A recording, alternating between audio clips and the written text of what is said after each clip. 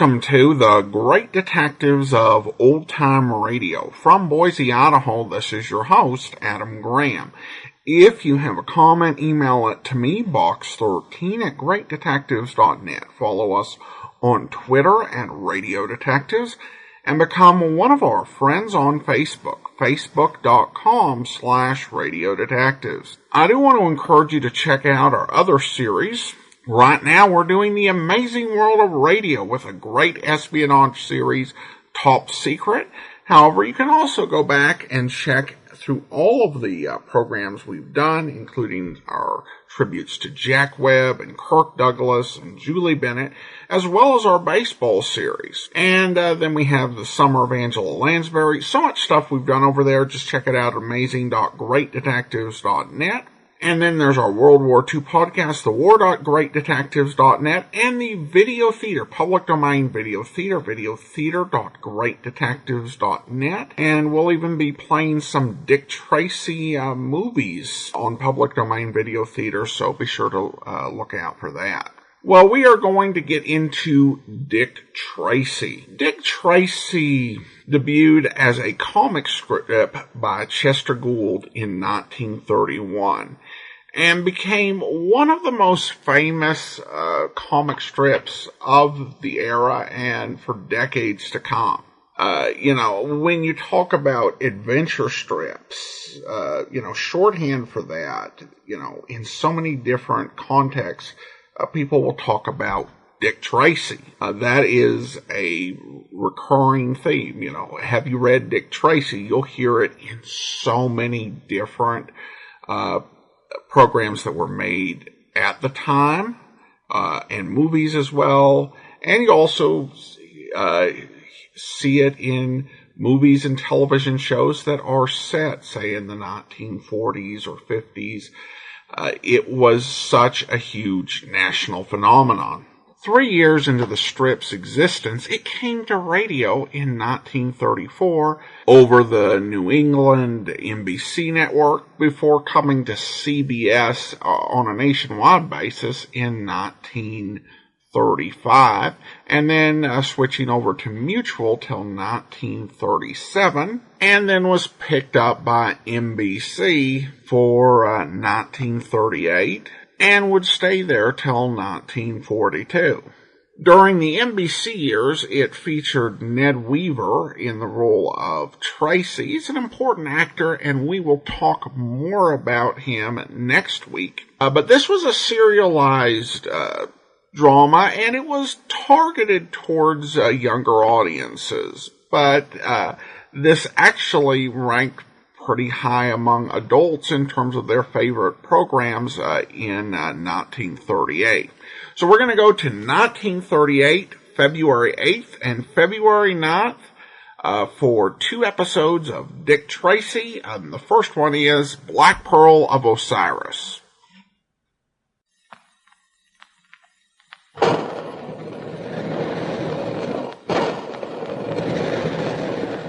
Calling all adventure fans. Calling all Dick Tracy fans. Stand by. Dick Tracy is on the air.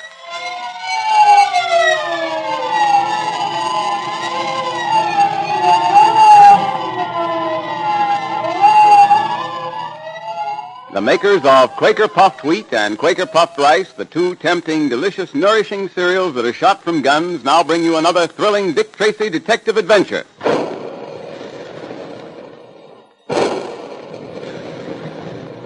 Big guns. Hear them? Well, the next time you have a big dish of crisp, nourishing Quaker Puffed Wheat or Quaker Puffed Rice for breakfast, remember the sound of the big guns, because those 2 delicious cereals are actually shot from guns. Sun-ripened grains of nourishing wheat and rice are loaded into the guns, and then these little kernels of grain are exploded to 8 times their normal size. That makes them look different and taste better than ordinary cereals. That special Quaker process makes puffed wheat and puffed rice specially easy to digest, so that you get trigger-fast food energy more quickly and easily. And you need lots of quick food energy if you want to be as fast on your feet as your friend Dick Tracy is. And here's a good idea. Puffed wheat and puffed rice are 2 different delicious flavors. So ask Mother to get a package of each at the grocer's. And then you and Mother and Dad can have Quaker puffed wheat for breakfast one morning and Quaker puffed rice the next. That really gives you variety, doesn't it? So look in the pantry today to see if one of those famous red and blue packages is there now. If it's Quaker puffed wheat, ask Mother to get a package of Quaker puffed rice. And if it's Quaker puffed rice, ask her to get some Quaker puffed wheat. And then you have both for a delightful change that thousands of wide-awake boys, girls, and grown-ups enjoy every day. And remember, fellows and girls, there's another secret code message at the end of the program today. So be sure you have your pencil, paper, and code book ready. Dick Tracy has been trying to protect Dryden Small, a well-known Egyptologist from dark forces which seek his death. Small has received strange warnings, and several times his life has been attempted unsuccessfully due to the daring efforts of Dick Tracy. Both Dick and Pat are convinced that Small has kept from them the real reason for these mysterious attacks. In our last episode, we heard how a strange message, seemingly written by an invisible hand, had appeared on the wall above Small's bed.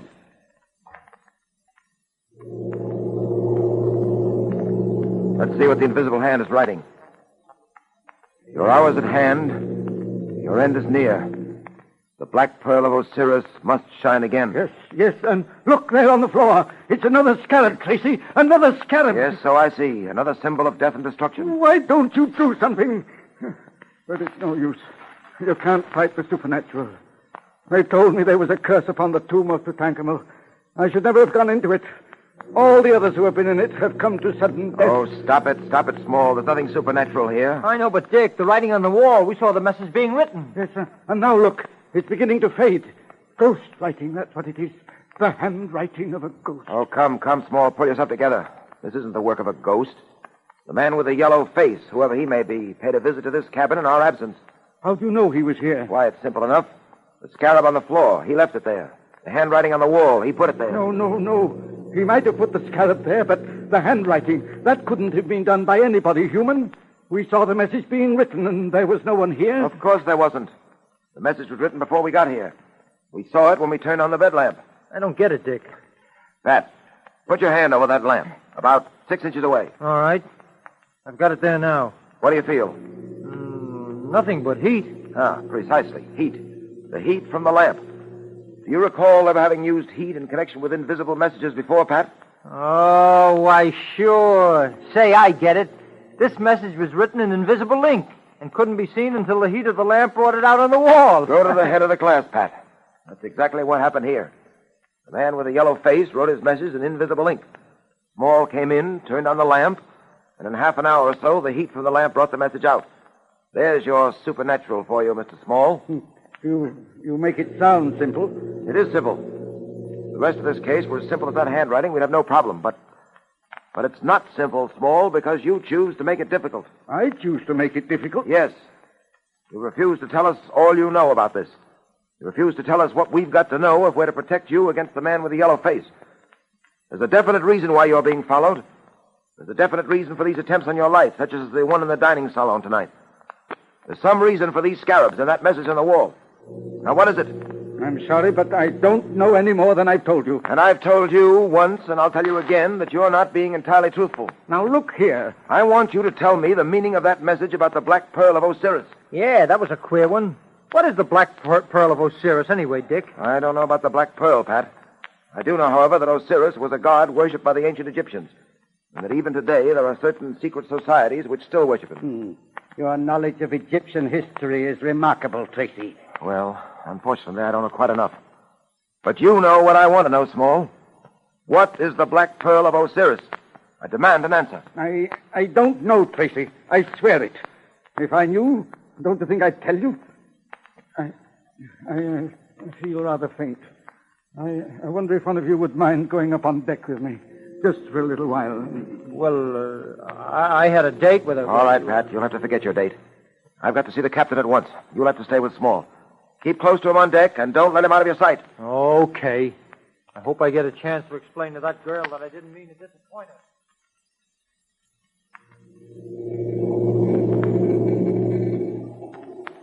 You feel better now, Small? Yes. Yes, Mr. Patton, the air is doing me good. Looks like we're going to have a fog. You can see wisps of it floating past the binnacle light up there. Yes. You know, Small, you really ought to come clean with Tracy. Patton. Yeah? That man leaning against the rail. What? He just looked this way, and his face. Well, what about his face? I'm not sure, but it looked yellow. Now, take it easy. Don't start getting jittery. Don't begin seeing a yellow face in every passenger on this ship. Look, he's moving away from the rail. He's disappearing into the fog.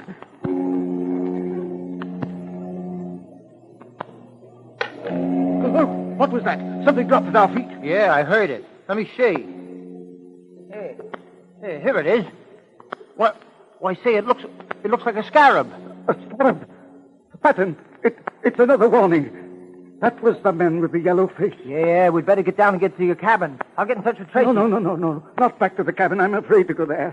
Let's stay in the open. Okay, but I better get Tracy here as quick as I can. Come on over by the light. What are you going to do? Well, Dick's in the captain's cabin. I'm going to send him a message. A message in code.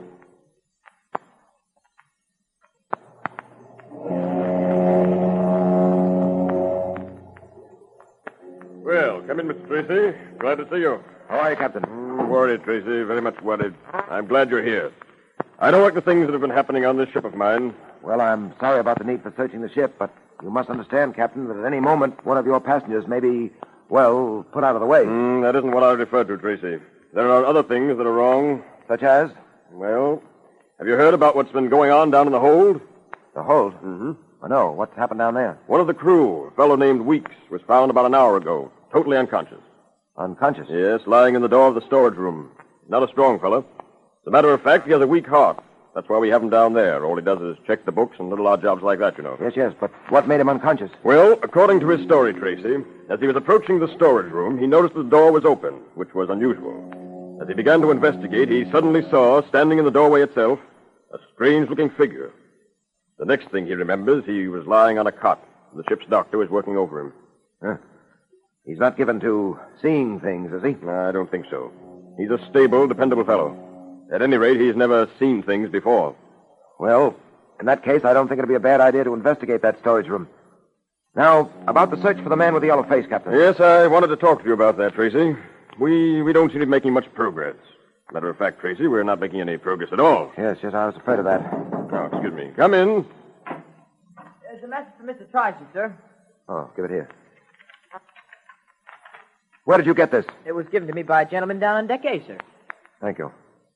Excuse me, Captain. Certainly. It's a code message from Pat. Prisoner 2021 12 16 7 10 18 22. Will you excuse me, Captain? I've got to join Mr. Patton on deck immediately. Nothing wrong, is there, Tracy? I don't know. That's what I want to find out. And I've got to find out fast. Well, I'll go along with you, Tracy. I've got to go up to the bridge, and this will be on my way. Glad to have your company, Captain, but let's hurry.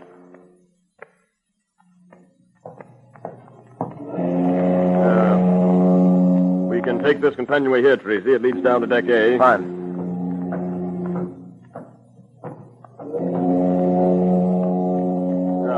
Here we are, deck A.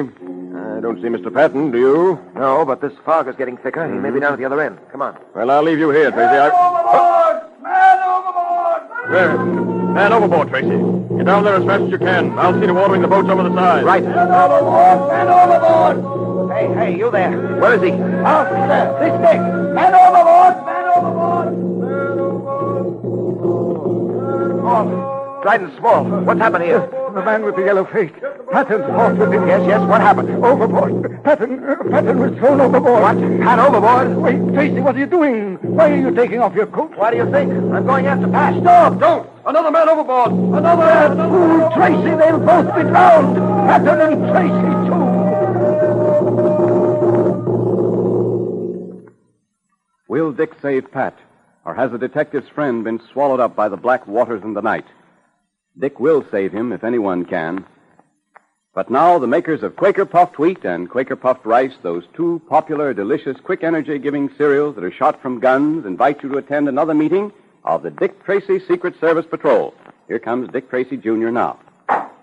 The 20th meeting will now come to order, patrol members. And let's be sure we all have pencils and paper ready to take down today's secret code message. Are you going to give Dick Tracy's friends the message that Pat sent Dick today, or have you a special secret patrol message, Junior? Oh, both, Mr. Quakerman. First, I'm going to repeat the message that Pat sent to Dick Tracy. Good. Are you ready, patrol members? Here it is. Prisoner 20, 21, 12, 16. 7, 10, 18, 20, 2. Once more, Junior, to make sure everyone got it. All right, Mr. Quakerman.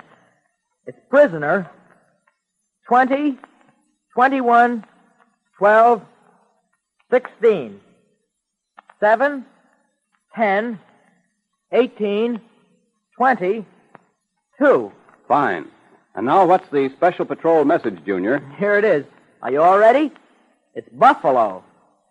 21, 12, 14, 10, 12, 4. 10, 20, 13, 3, 6, 10, 20, 13, 3, 21. 1, 8, 14, 5. Better repeat that one, too, Junior, I think. Okay. Ready, everyone? It's Buffalo. 21, 12, 14, 10, 12, 4. 10, 20, 13, 3. 6, 10, 20, 13, 3, 21. 1, 8, 14, 5. Well, that sounds very important, Junior. It is. It's a special order for patrol members. But how about the fellows and girls who aren't members and can't decode the messages? Well, we can't very well give away the patrol secret. Of course not.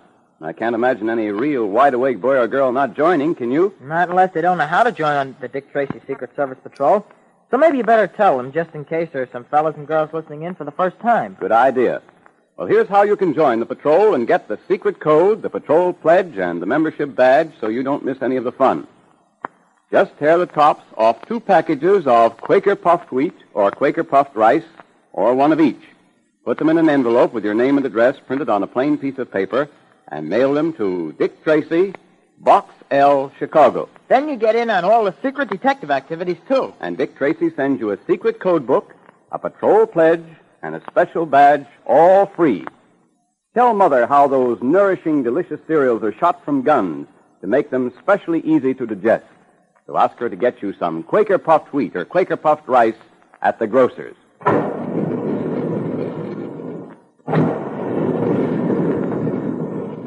Calling all adventure fans. Calling all Dick Tracy fans. Stand by for another exciting Dick Tracy adventure tomorrow at this same time. That is all.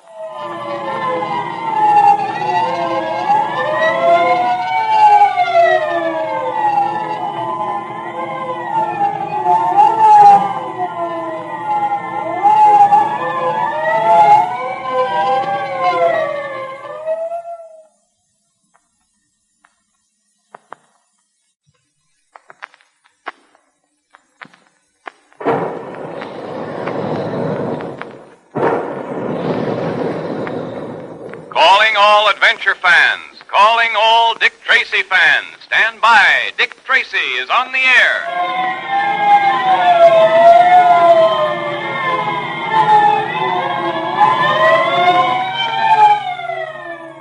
The makers of Quaker puffed wheat and Quaker puffed rice, those 2 delicious, nourishing cereals that are shot from guns, now bring you another thrilling Dick Tracy detective adventure.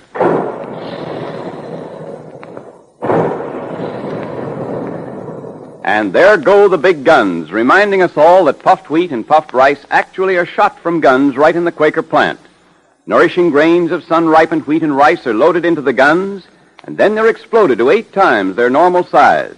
That's what makes puffed wheat and puffed rice so specially easy to digest, so that you get their trigger-fast food energy much more quickly and easily. And that's important if you want to think fast and act fast like Dick Tracy does. And if you're a loyal Dick Tracy fan and friend, check up on the pantry at least twice a week to make sure there's always some puffed wheat or puffed rice there. Look to see at the end of today's program, and if there isn't one of those famous red and blue packages in the pantry now, ask Mother to order some from the grocer's. She's sure to be glad when you remind her of something so specially good for breakfast. And then you and Mother and Dad can join the thousands of happy families who enjoy Quaker puffed wheat or Quaker puffed rice every day. And be sure you have your pencil and paper ready for today's secret messages. Get them now. When Dick Tracy closed the case involving the Baron and the substratosphere airplane plans, he paid a visit to Scotland Yard, and here the great detective found a new mystery. Dryden Small, the well-known Egyptologist, was returning to America with certain treasures which he had discovered in the ancient tomb of Tutankhamun. Small had reason to believe that someone was trying to kill him, and Tracy was asked to protect him on the voyage to America. Sitting in Small's cabin the first night out, Dick and Pat were startled to see a strange face peering in at their window. Mr. Tracy. What's the matter, Small? What's wrong? Look, there, the window. The man with the yellow face. The what? Dick, great Scott, look. That awful face at the window. It's gone now. Come on, Pat. We've got to find out who it is. Yes, and why was standing through that window? Oh, don't leave me alone. Don't leave me alone. We'll be back in a moment. Here, through this door, Pat. That'll bring us out on deck.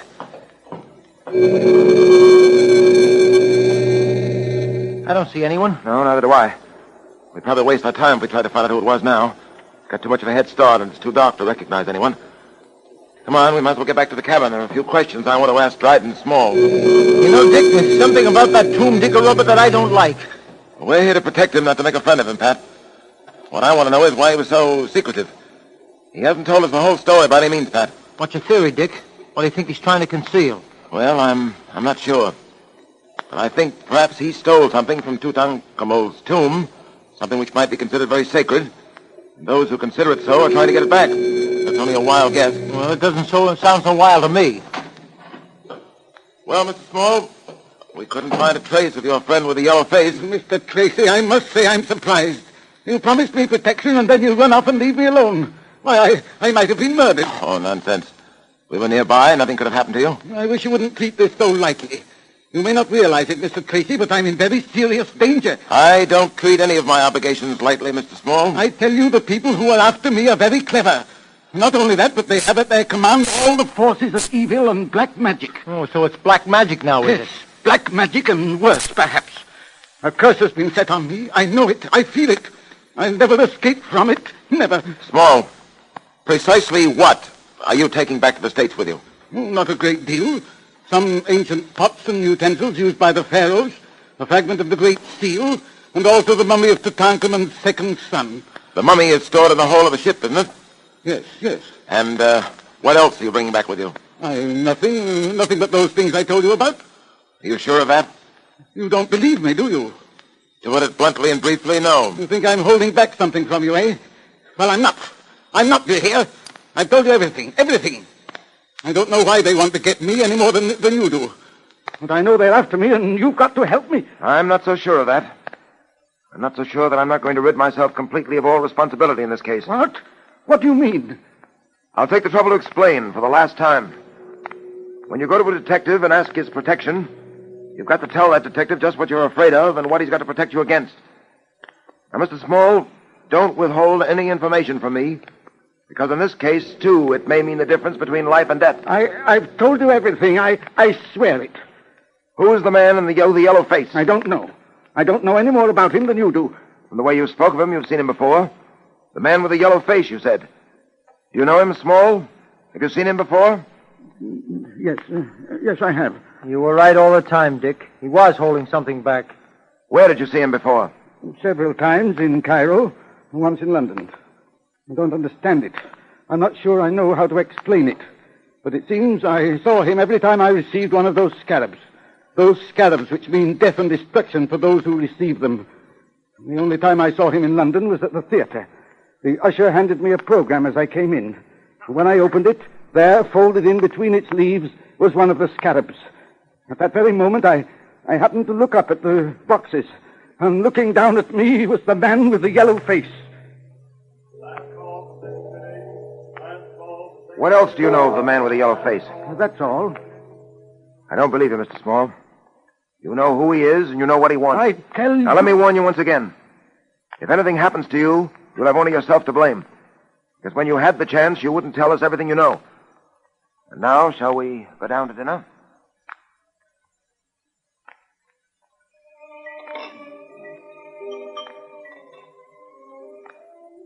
Coffee, sir? Oh, yes, please. By the way, Small, do you still carry that pearl-handled pistol?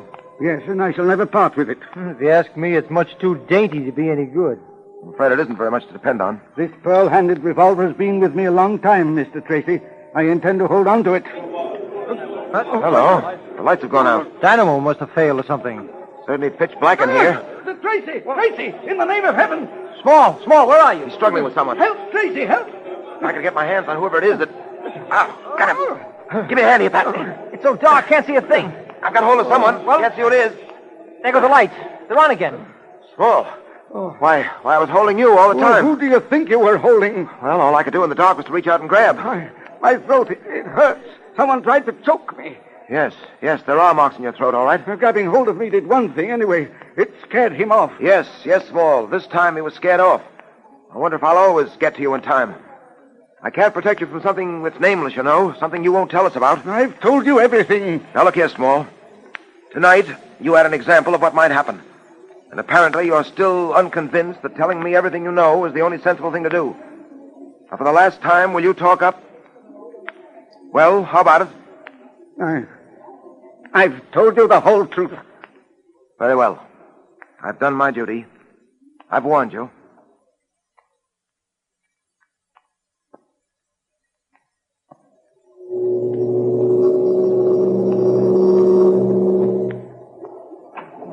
Hiya, Dick.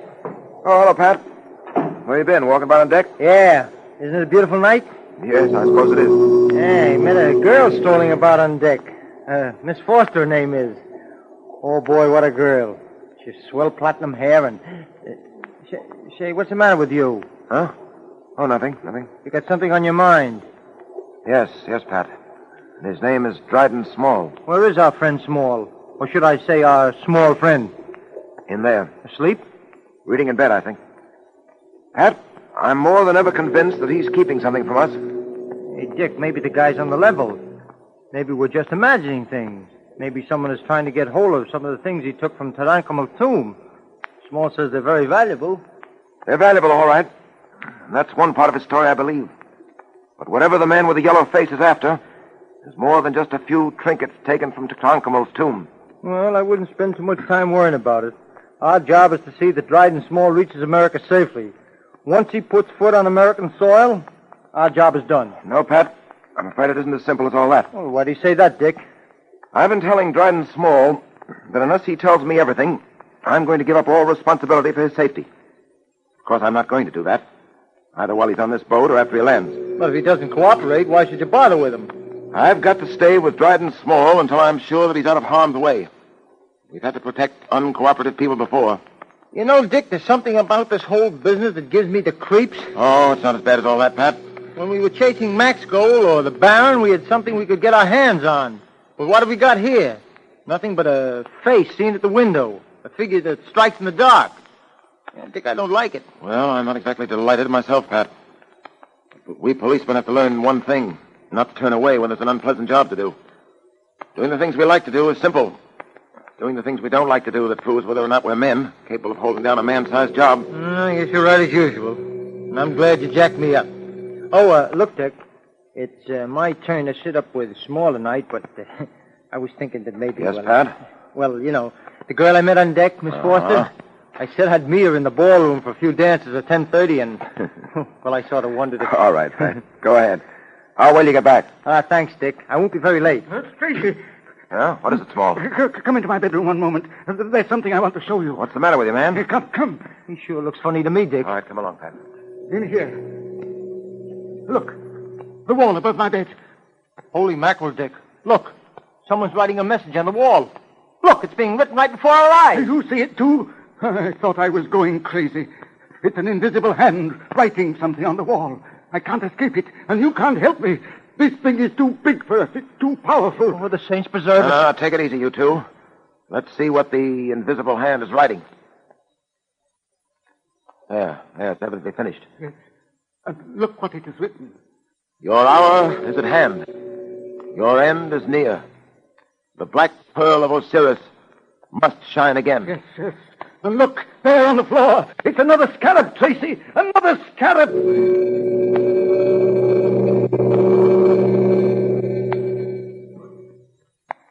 What is the meaning of the strange message on the wall? And how is it written?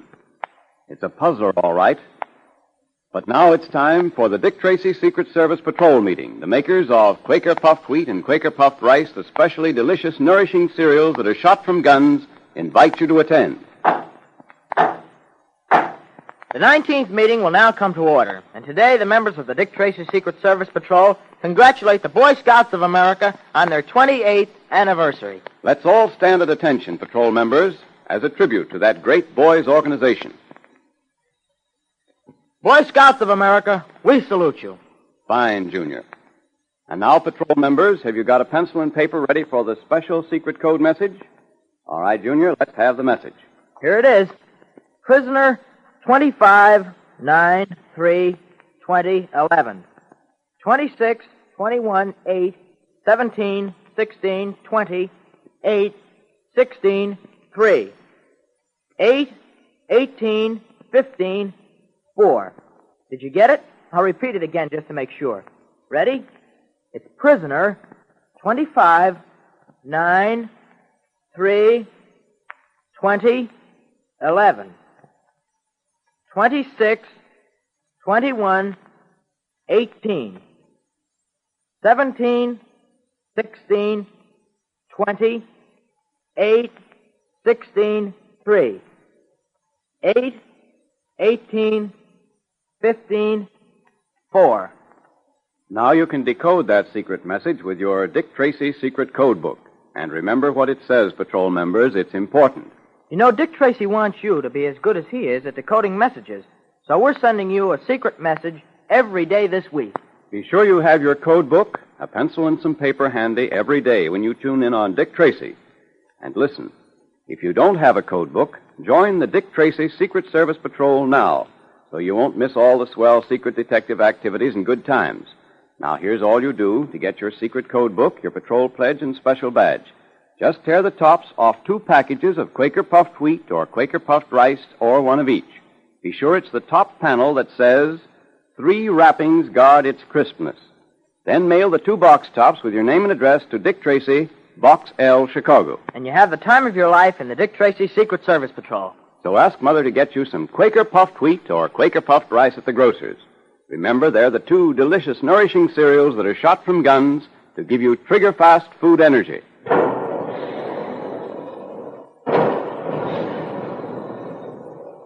Calling all adventure fans, calling all Dick Tracy fans. Stand by for another exciting Dick Tracy adventure tomorrow at this same time.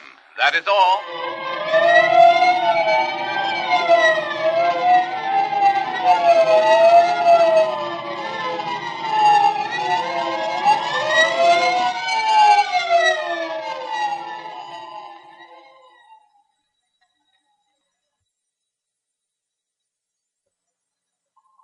Welcome back. Well, a good quality cliffhanger to end on, and a lot of questions still to be determined. Overall, I did enjoy the first couple episodes of this story, and I can't wait to find out what happens next week. Well, some listener comments and feedback, and I received an email regarding the airmail mystery, and this one comes from Mike, and Mike writes in, I hope this email finds you well. News reports are saying the coronavirus is spiking in Idaho, so I wish you good health and continued safety.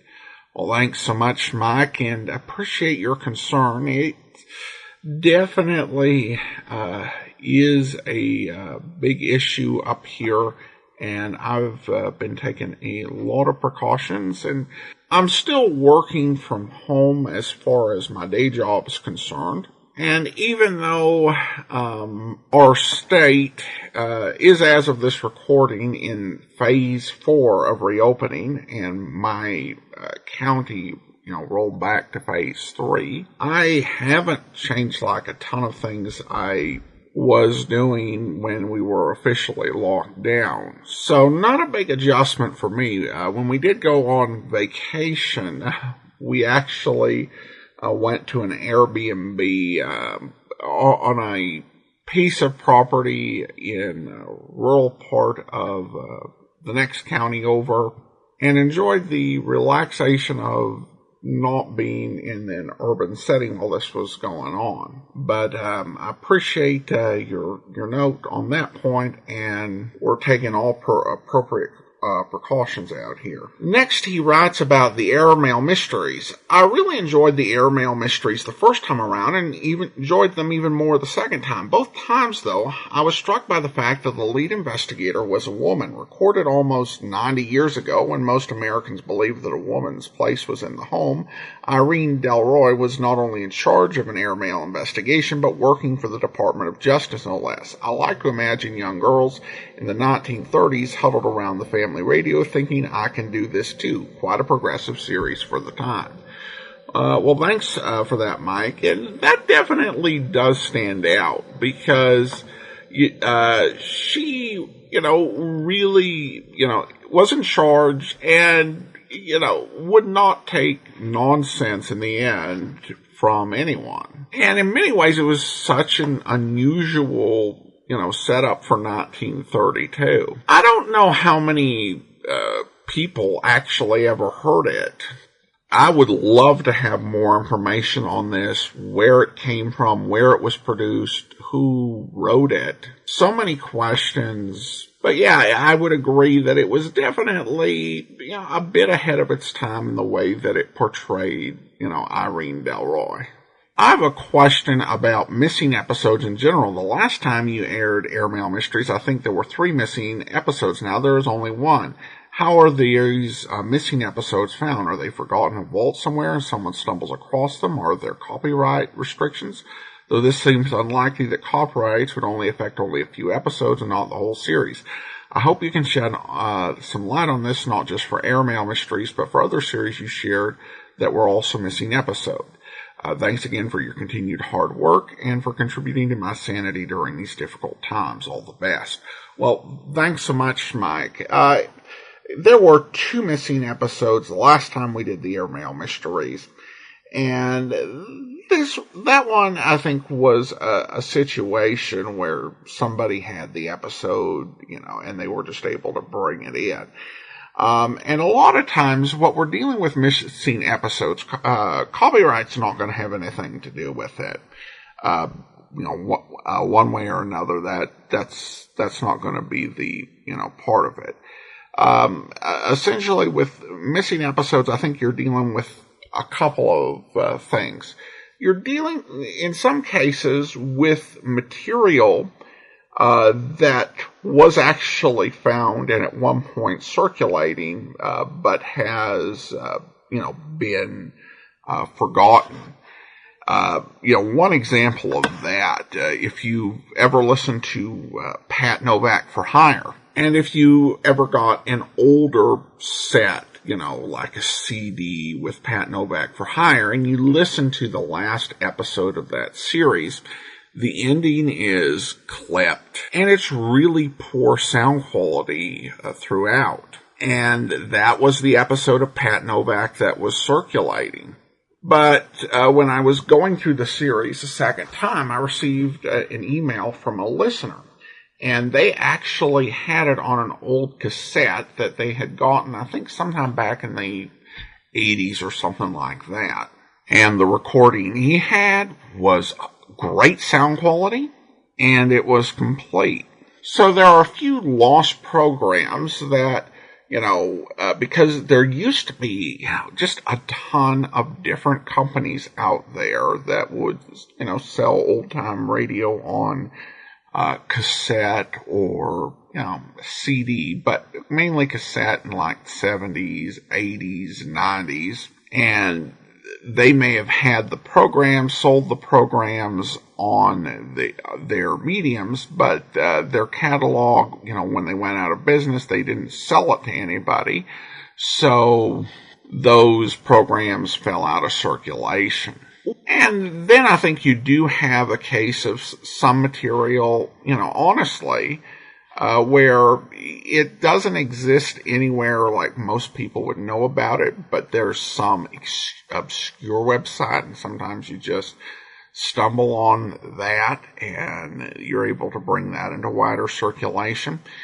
But and we have a case of that with an episode where someone uploaded like just a ton of Armed Forces Radio Services programs a couple years back onto archive.org. Never really explored or, no publicity that it was there, but I found an episode of a series we played previously. So we're going to play an episode of that in a few weeks. So that, that sort of thing happens.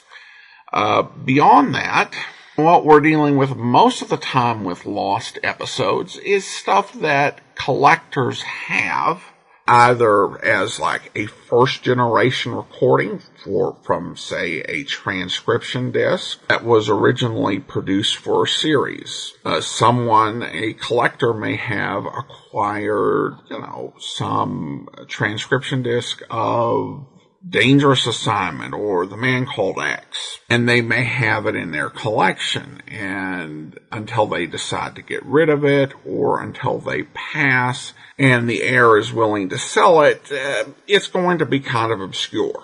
And you actually have purchasing groups out there where they solicit memberships, and you pay an amount of money, could be $10 a month, $5 a month, $30 a month, what have you, and they will acquire transcription discs and reel-to-reel tapes, and as a member of the purchasing group, you get access to those programs, and as part of the purchasing group, you're generally expected to not share those programs for a certain amount of time, just because being able to listen to it first and enjoy it first is one of the benefits of being part of the purchasing group.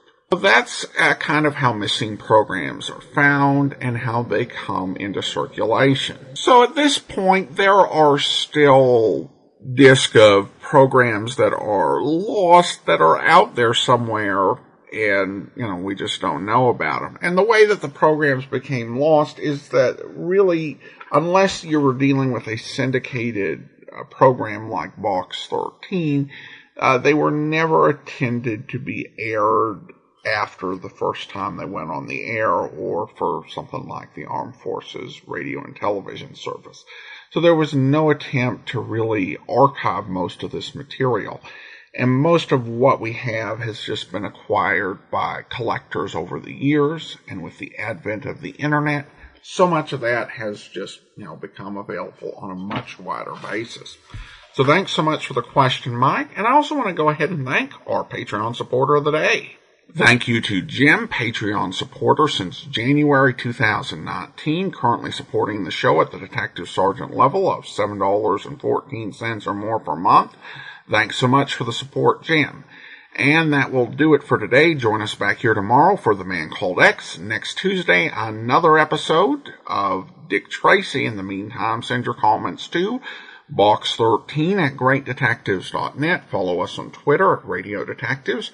And become one of our friends on Facebook, Facebook.com/Radio Detectives. From Boise, Idaho, this is your host, Adam Graham, signing off.